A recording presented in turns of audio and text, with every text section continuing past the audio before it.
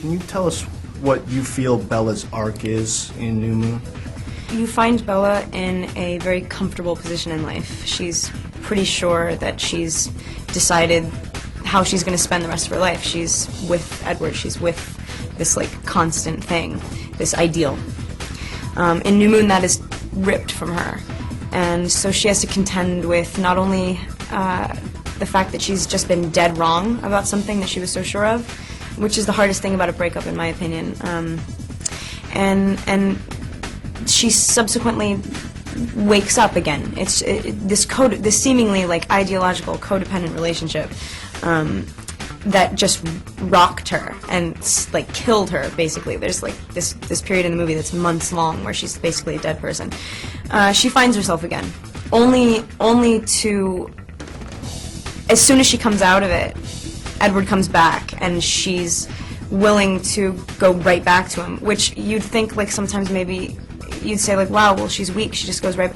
It takes a really like self-possessed, strong person to trust yourself, and she grows up a lot. I mean, she really matures in this movie. She's finally like in a position where like you believe that she's making the right decisions for herself and that she knows herself well enough to make those decisions. But in Twilight, it's all about like abandon and self-discovery and like throwing yourself into something you don't know. And so now it's like, wow, this girl's got it together. I believe her. She knows what she wants. Really interesting aspect of the movie was the way that it started in a dream and then finishes with the same scene that's actually become reality. Is it difficult for you to keep the movie linear in your head, because I know you probably shot it out of sequence? Yeah, that's something as an actor that's like always a challenge that you have to. In this case, it was hard for me to go back and forth from being in the depths of like what I could only imagine death would feel like, and then in a day after lunch have to go full circle and be like alive and awake and happy and chipper with Jacob.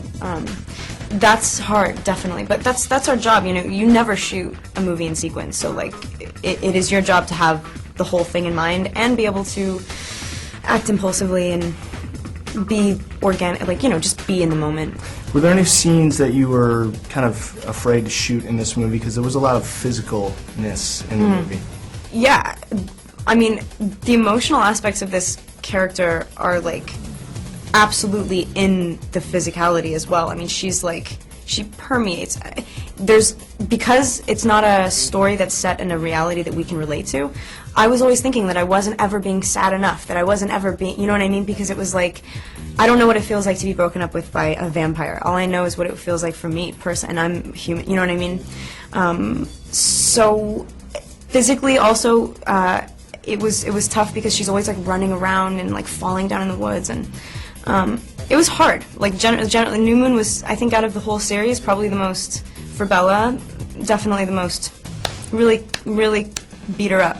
And how about the motorcycle riding? Was that difficult for you? Had you ever ridden a motorcycle before? No, I don't like motorcycles either, at all. Like, I think the whole idea of that, I was on a rig.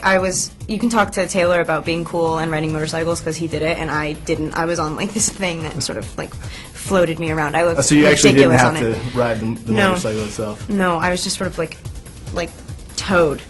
I looked absurd.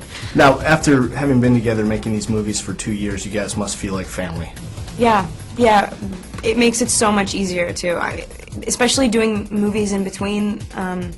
I mean, the second you walk back to set and you see everybody, it's like you know your place, and you know we have very established dynamics that sort of can't be messed with. I mean, just like the book. I mean, and it's so funny how the book sort of informs them as well. It's like I'm so lucky to have my cast. And in those 2 years that you've been making these movies, your fame has just exploded. How has your life changed in having to deal with the constant attention from the media and the paparazzi?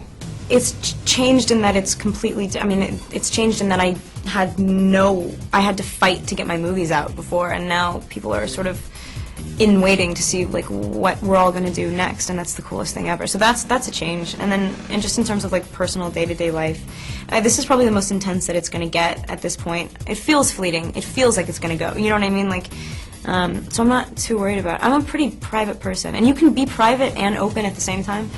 I think I'm gonna. Yeah, I don't claim to know anything. I'm just trying to it's all good. I'm just like sort of like rolling with it. What are some of the most ridiculous things that you've seen written about you? People think that I'm anorexic and pregnant, which is really funny It's to an me. unusual combo. Yeah. Stuff like that. I don't, yeah, stuff like that I just find kind of funny.